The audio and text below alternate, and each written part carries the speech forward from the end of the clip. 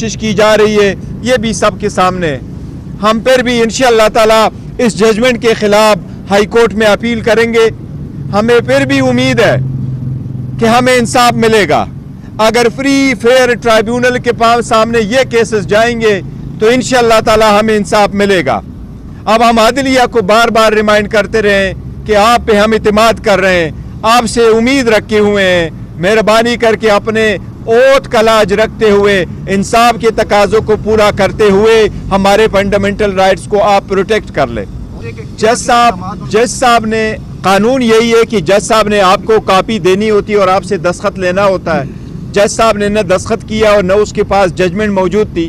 اس نے زبانی ہمیں یہ کہا کہ آپ کے پاس جو ریلائنس ہے کہ سپریم کورٹ کے ججمنٹ کے مطابق عدت کی 39 دن ہے، چونکہ وہ جنرل قسم کا لا ہے، اس میں اسپیسیفک نہیں ہے بلکہ اور سرکمسٹانسز ہو سکتے ہیں، تو اس لیے ایک تو